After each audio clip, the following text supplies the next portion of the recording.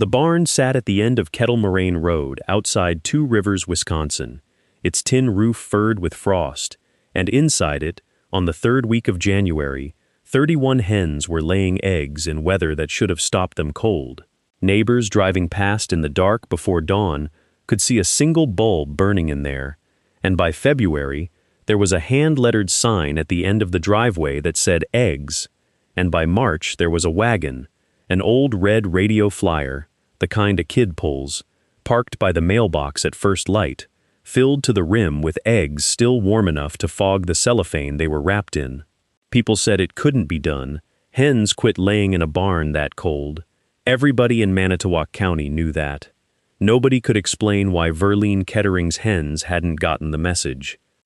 Verlene was 44 the winter this started, and she had been, up until 14 months before, a line supervisor at the Two Rivers plant that made plastic components for outboard motors, a job she'd held for 19 years before the company moved the line to Mexico and gave her a severance check and a pamphlet about resume writing.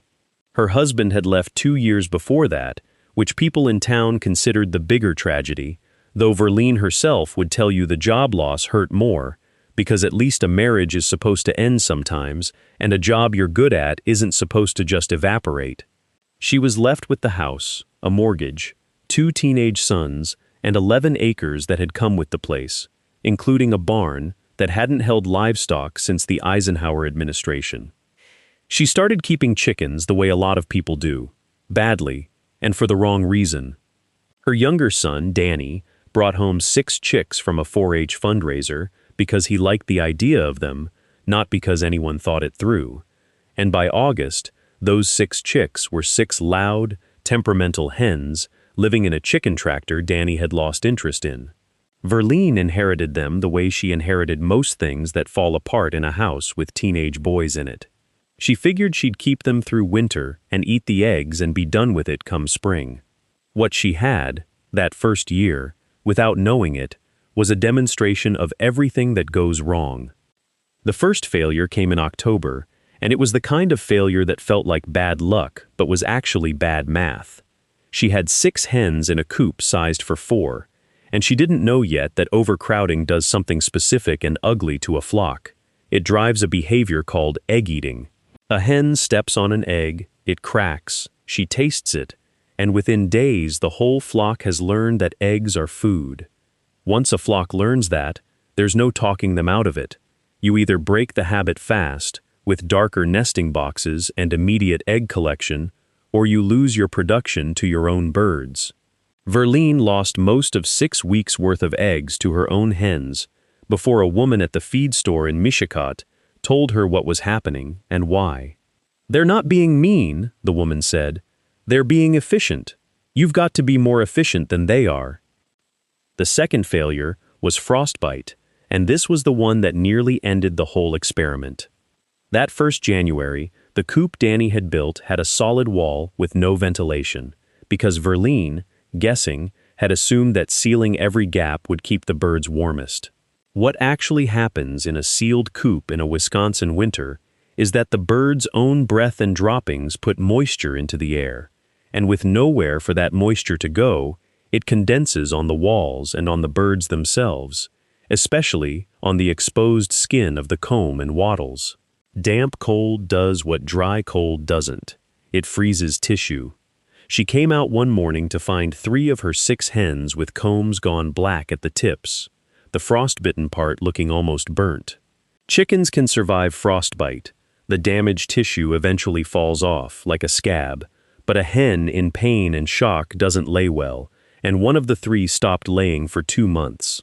It cost her, in that one bad decision to seal the coop tight, about 60 eggs and a hen's trust in her, if hens can be said to have trust. She learned, from that, the single most important fact in cold climate poultry keeping. Warmth doesn't come from sealing a coop, it comes from good ventilation up high, at the roof line, so moist air can escape, while the birds stay out of the direct draft down at roost level. Dry cold, hens shrug off. Wet cold cripples them. The third failure, that same winter, was predators. and it taught her about the gap between safe enough and actually safe. Something, she never saw what, though she suspected mink, given the neat single kill and the way it had gotten in through a gap no bigger than a fist under the coop's floor joist, took 2 hens in one night in February. She'd assumed a latched door was protection enough. It wasn't. Weasels and mink can get through openings smaller than most people believe, and what she learned, from a state extension bulletin she finally sat down and read, was that anything narrower than a person's wrist could be a door to a determined predator, and that hardware cloth, the quarter-inch welded kind, had to be buried at least 6 inches into the ground around a coop's perimeter, because animals like mink and weasels will dig under a wall rather than go through it. By spring, Verline had 6 hens down to 4, a coop rebuilt twice, and something she hadn't expected. She was interested. Not sentimentally interested, she wasn't naming the hens or letting them nest in her lap, but interested the way she used to be interested in troubleshooting a jammed line at the plant. There was a right way to do this, and a wrong way, and she wanted to know the right way, and something in her, unemployed and untethered, needed a problem that had an actual, learnable answer. That was when Elmer Vosberg entered the story, though entered makes it sound more dramatic than it was. Elmer was 81 and lived a half-mile down Kettle Moraine Road, and he had kept laying hens on that same land, commercially, from the 1950s through the late 1970s, back when a lot of small Wisconsin farms ran a few hundred birds as a sideline to dairy. He hadn't kept chickens in over 20 years. He was not a talkative man. Verline had waved to him across the road for a decade and exchanged maybe 40 words with him total. But that April, he showed up at her fence line while she was rebuilding the coop's north wall for the 3rd time, watched her work for about 10 minutes without saying anything, and then said, "You've got the vents too low. Heat rises. Moisture rises with it.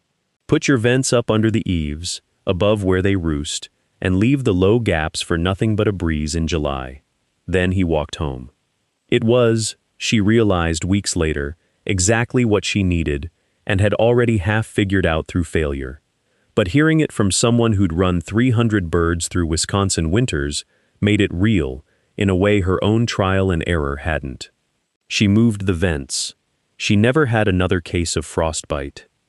Elmer came around maybe once every 10 days after that, never announced, never staying long.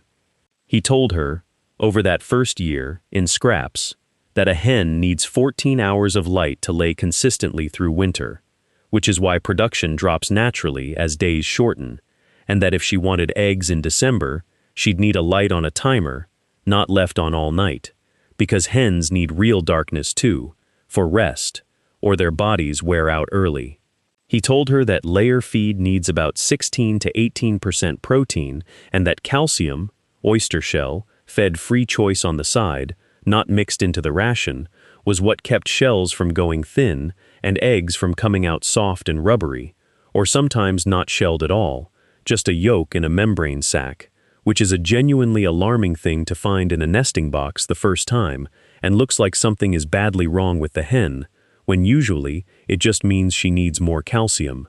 He told her that molting, the annual feather drop most hens go through in fall, would stop egg production for 6 to 10 weeks, and that this was normal and not a sign of disease, and that hens who molted hard and fast, losing feathers all at once, usually came back into lay stronger than hens who dragged it out, an odd little fact of poultry biology that she filed away and later found was true every single year.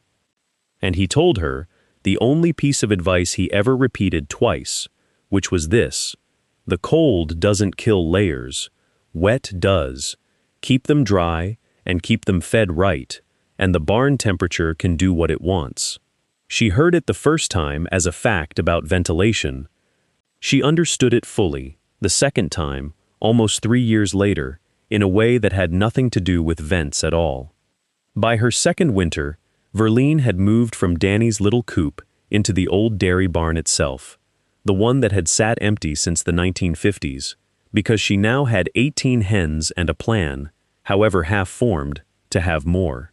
Converting the barn was its own education. She learned that the packed dirt floor needed a foot of clean straw as deep litter, turned occasionally, because deep litter does two things. It composts in place, generating a small amount of its own warmth through microbial breakdown, and it buries droppings so ammonia doesn't build up in the air, which matters because ammonia at a low, chronic level irritates a hen's respiratory tract and makes her more susceptible to actual illness. She learned to smell for ammonia at hen height, crouching down, because a barn can smell fine to a standing adult and be biting to a bird 4 inches off the ground. The fourth failure, and the costliest one, came in her second autumn when feed prices spiked hard. Corn and soybean meal both jumped that year on a bad Midwest growing season combined with export demand, and her feed bill nearly doubled inside 4 months. She had never budgeted for that kind of swing because she had never budgeted for anything as a business, only as a hobby that happened to produce a little grocery money. She was buying feed at retail from the same co-op everyone bought garden supplies from, in 50-pound bags, at a price that made no sense once she had 30-some birds eating steadily through a Wisconsin winter. It was Elmer again who told her, flat, no softening, that she needed to buy a scoop ton at a time from a feed mill, not a bag at a time from a retail shelf, and that she should be pricing out a custom mix rather than a bagged commercial ration once her flock got past 25 birds.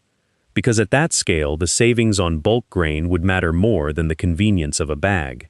She drove 40 minutes to a mill in Kiel that still did custom mixes for small flocks, and the price per pound dropped by nearly a third. It was her first real lesson in the difference between a hobby and an operation. The same set of facts didn't cost the same amount of money depending on how much of the thing you were doing. She lost a whole flock's worth of trust with a different mistake that same year. Not death, but reputation, which for a fledgling seller turns out to matter just as much. She had started, almost by accident, selling eggs. Her neighbor across the road, a retired school teacher named Carol Anhalt, had asked to buy a dozen because Verlene's coop was visibly overflowing, and Carol liked the color of the shells, which ran from pale cream through a deep terracotta, depending on the hen's breed, an Amarocana cross in the flock, even through a pale blue-green egg that people found charming. Carol told 2 friends. Within a month, Verlene had a standing list of 8 regular buyers and was selling out of a cooler on her porch, $3 a dozen, more than she'd expected anyone to pay for eggs from a woman with no license and no sign. And it was, everyone agreed later, the first real proof that this could be something. But that same season she learned what happens when a seller doesn't understand storage and handling. She'd been keeping eggs at room temperature in the mudroom, unwashed, which is actually correct practice, since an unwashed egg keeps its natural protective coating, called the bloom, that seals the shell's pores against bacteria. But she hadn't been consistent about how she washed the ones that did need washing, sometimes using hot water, sometimes cold. What she didn't know yet is that egg washing has a hard rule. The wash water must always be warmer than the egg, never colder, because a cold water wash on a warm egg causes the egg to contract and can pull wash water and whatever's in it, bacteria included, right through the shell's pores into the egg itself. She'd done it backward more than once, using whatever water came out of the tap. A batch she sold to Carol's friend in July went bad within days, smelling sulfurous when cracked, and the friend, embarrassed but firm, told her she wouldn't be ordering again unless Verlene figured out what was going on. It stung. It was also the most useful single piece of criticism she got that whole first year, because it sent her to an extension bulletin on egg handling that laid out, in plain numbers, what she'd been getting wrong. Wash water at least 20 degrees Fahrenheit warmer than the egg, water temperature ideally around 90 degrees. Eggs refrigerated promptly afterward, since washing strips the bloom and removes the egg's natural protection. She started doing it right, and never had another complaint about spoilage. The 5th failure, the following winter, was a transport problem, and it came right as she was starting to think about selling somewhere bigger than her porch. She'd gotten a call from a diner in Two Rivers, the Beacon Cafe, whose owner had heard about her eggs from a regular customer and wanted to try switching his kitchen over from the case eggs he bought at restaurant supply prices. It would have been her first real account, 10 dozen a week, a number that felt enormous to her at the time. She loaded the first order into cardboard flats in the back of her station wagon, not thinking hard about how they were packed, and hit a pothole on Highway 310 that cracked nearly 2 dozen eggs inside their cartons. She arrived with a mess, an apology, and a smaller order than promised. The owner was gracious about it but noted, not unkindly, that he needed a supplier he could count on for full, intact orders on schedule, because a diner runs on a breakfast rush and can't improvise around a short delivery. She lost the account before she'd really started it. It took her a month to get a second chance, and when she did, she'd learned to pack the flats tight against each other with no shifting room, load them flat side down with the wagon's suspension in mind, and drive the back roads instead of the highway. Small things. They were also the difference between a business and a woman who sold eggs sometimes. The growth after that, once the failures stopped compounding faster than the lessons, was slow and specific, not a montage of success, but a series of doors that opened only because the one before it had actually worked. The Beacon Cafe, once she'd earned it back, became her anchor account. 10 dozen a week became 14, and having a guaranteed buyer gave her the confidence to add birds without worrying she'd have nowhere to put the eggs. She started going to the Two Rivers Farmers Market that next summer, which taught her an entirely different lesson. Retail customers wanted variety and story more than volume, and she found she could charge $5 a dozen at market for the same eggs the diner paid $3.50 wholesale, because market customers were buying an experience as much as a food. She began separating her flock's output. The blue-green and deep brown eggs went in mixed rainbow dozens that sold out first every single week, while plain white and standard brown went to the diner, since a commercial kitchen didn't care about shell color and only cared about consistency. By her third year, she had 60-some hens and had brought on a laying house upgrade, real nest boxes with sloped floors so eggs rolled gently back into a collection trough, keeping them clean and out from underfoot, a system Elmer had described to her from memory of his old operation, drawing it in pencil on a paper feed sack because he said better than he could explain it. She'd built it herself with lumber from a barn salvage yard in Kiel, which felt like its own small circle closing, using discarded materials to build the thing that let her sell eggs from birds she was raising, in part, on discarded scraps of an old dairy barn. The next stage of growth came from an account she hadn't gone looking for. A chef from a farm-to-table restaurant in Elkhart Lake, an hour south, had eaten breakfast at the Beacon on a trip through Two Rivers and asked the owner where the eggs came from.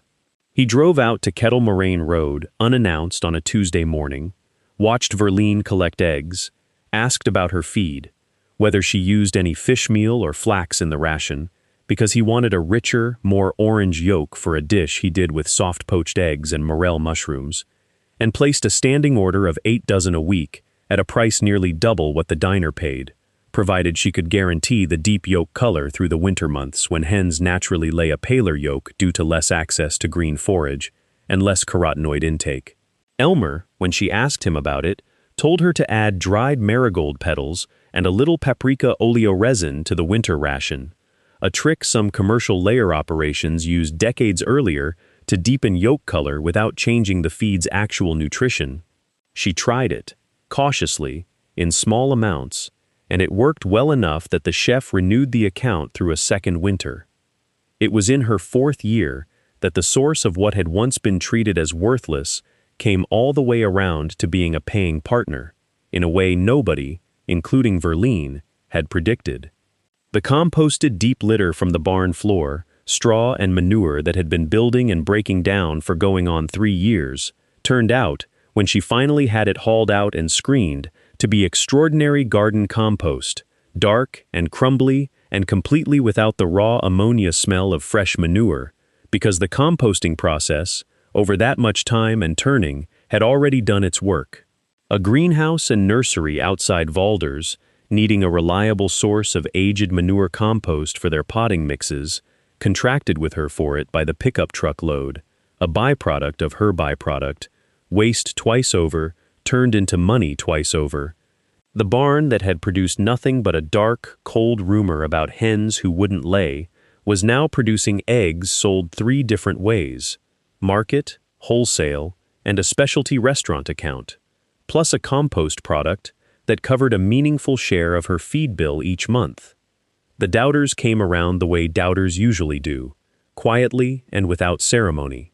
The feed store clerk in Mishicot who'd first explained egg eating to her started sending customers to Verline when they asked about starting flocks of their own. Carol Anhalt, the retired schoolteacher, became something like an informal manager of the farmers market table on the Saturdays. Verline had a scheduling conflict with a delivery. Even the men at the diner counter, who had spent that first winter joking about the chicken lady down on Kettle Moraine losing her mind out there in the cold, started asking after her operation the way people ask after a business they're proud is local, instead of one they're waiting to watch fail. Elmer Vosberg died in March of Verline's 5th year, in his sleep at 85, and the funeral at the Lutheran Church in Two Rivers was a small one, mostly family and a scattering of old dairy farmers who'd known him decades before Verline ever moved to the county.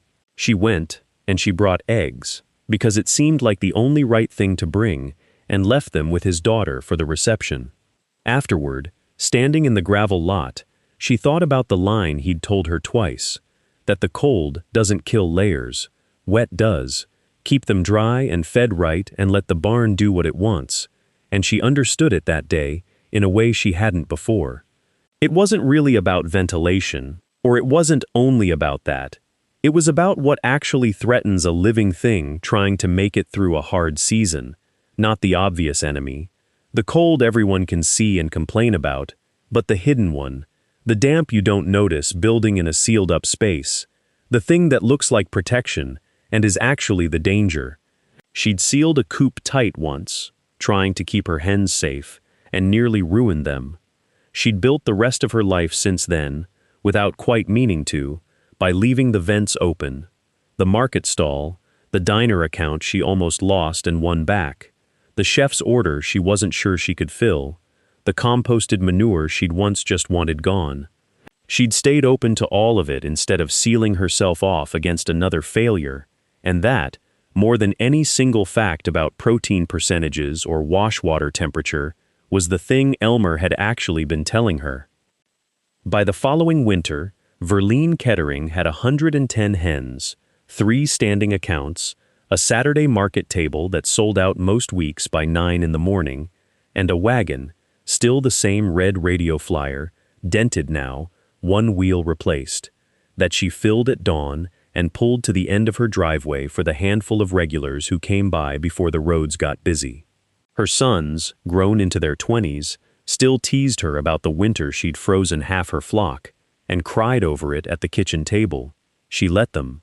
She'd earned the right to laugh about that year, because she'd been the one standing in the cold barn every one of those mornings since, learning it the hard way until it wasn't hard anymore, until a barn nobody believed in was doing exactly what she and Elmer Vosberg had quietly, stubbornly, figured out it could do all along. And every dawn after that, the wagon still made its way down that same gravel drive, wheels creaking, eggs warm, proof enough.